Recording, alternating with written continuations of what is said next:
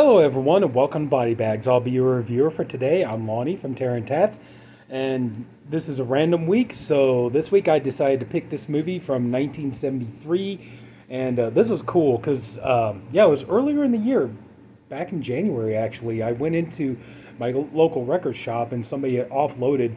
I guess apparently somebody decided to hit up a Vinegar Syndrome sale, and they took a number of titles only to, I guess, maybe they, brought the movies home, started to watch them, realized they weren't fans of these movies, or maybe they just realized they spent too much money, needed to get some of that money back. I don't know.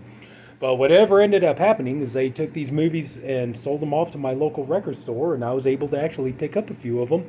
One of which I did exchange with Jason from Horrific Nightmares. We did a trade where he sent me a title which I need to get around to reviewing that one. That one's going to be interesting, but I'll save that as a surprise. But he sent me one, and then I sent him the 4K for Terror at 10 Killer. And so, so I lucked out, and I managed to get some of these Vinegar Syndrome titles with slipcovers for damn dirt cheap prices. I'm not even joking, man. That Terror at 10 Killer 4K literally cost me like $6.50 on 4K with the slipcover. So there you go. But anyway, sorry. But anyway, so the movie we're talking about is from 1973. It is called The Severed Arm. And it's kind of funny the way this is plastered on there, and then you look on the back. It looks like the gelatin, like you see those like gelatin, like you feel like you should be peeling this off, and stuff, and like stick it onto something. But anyway, 5 victims. Cannot stop him, cannot escape the slashing fury, the sound of terror. But anyway, okay, so the story starts off with our main character, Jeff.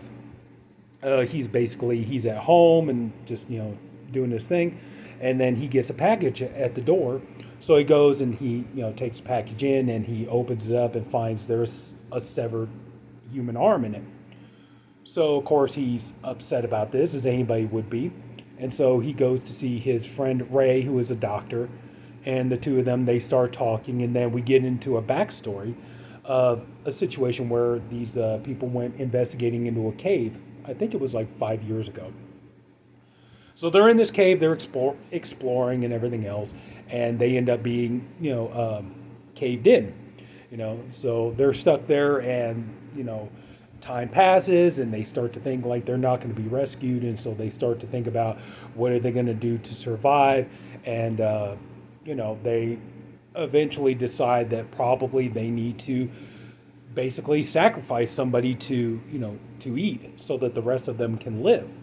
And they decide on this one person, Ted.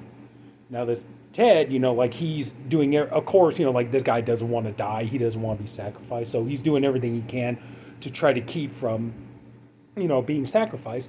But ultimately, they decide that, Ted is the one, he's got to be the one. So they cut off his arm, and just, they cut off his arm so they could eat it, and it's like immediately after they cut off the arm, like right after, all of a sudden, a rescue team comes in and pulls everybody out of the cave, so everybody's alive. The one thing that did kind of make me wonder about this, though, was like, okay, it is very recent that he lost the arm and they got him. It's like, couldn't it possibly be that, like, if they, I don't know. I mean, I know I'm not a doctor or anything like that, but, it's like, wouldn't it, like, he just barely lost the arm. Couldn't they, like, get him back to, like, a hospital, maybe, like, reattach it or something? I don't know, but anyway, so, and then the rest of the people decide they don't want to face the consequences. So what they end up doing is they make up a story saying that he lost the arm in, the cave-in and stuff like this. And so now they think that what it is Ted is now obviously upset and he wants revenge on everybody for what happened.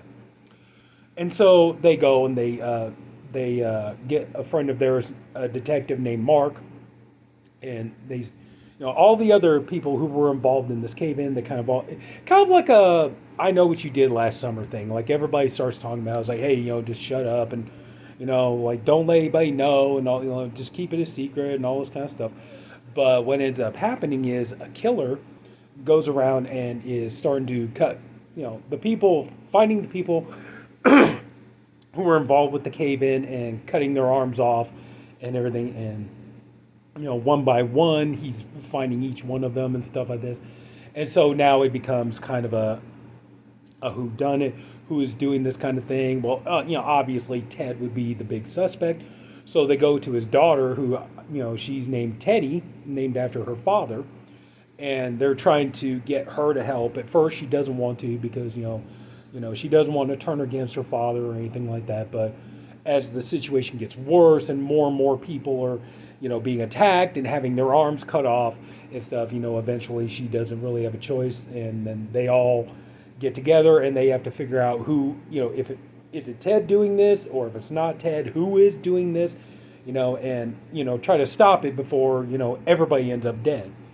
And so I'll leave it at that. This movie, even though, this is 1973, so, okay, obviously this was well before the term slasher film came in, but that's exactly what this movie is. It's a slasher film. It's, very much, you have a killer with a very distinct look. Killer with an axe, so it has a weapon of choice, and then you have a group of victims, and like I said, it very much has a similar kind of storyline to something like I Know What You Did Last Summer. A group of people get involved in a situation and they don't want to deal with the consequences, so their idea is to basically just hush everything up, keep everything quiet, don't say anything, don't do anything, just move, just. But then it's like, that's the thing, these secrets can't stay buried, and then you realize there is a killer, a faceless killer going around and attacking, and you got to find out who it is. So it's very much a slasher movie, even though this was well before slasher movies were even coined, as a term. But this movie's fun. It's a bit corny. Some of the acting, is a little bit off, but overall, this movie is actually really a lot of fun. And if you do like slasher movies and stuff, and and something with a little bit of a distinct, kind of a distinct feel about it and everything. Like I said, this is actually kind of an interesting, unique concept. The idea of, somebody who got their arm cut off is now going around cutting off other people's arms. Like, that's a fun concept, and, as grisly as it sounds. But honestly, yeah, if you honestly can get a hold of this, or maybe if you can find some place to stream it, and you love a good cheesy slasher movie, I would say definitely give The Severed Arm a try. It's very fun. And I'm glad I took a chance on it. This was a complete blind buy for me. It was $12 when I bought it. But honestly, this was actually, I'm so glad I took the chance on this. It's like, it's great when you could when you do a blind buy on a movie and it actually works out quite well. And, so I would say, yeah, that's about it. That's about all I could say about it, really. Just, if you come across it, if you can buy it or, stream it or something like that, it's like, hey man, I'm in the mood for a good cheesy slasher movie, with a unique concept. Yeah, definitely give The Severed Arm a try. I think that's, so yeah, damn, this is actually one of my shorter reviews, usually it's like always going longer than this. So yeah, that's going to be it. So, if anybody took the time to watch this, I thank you for doing it, and I appreciate you for doing it.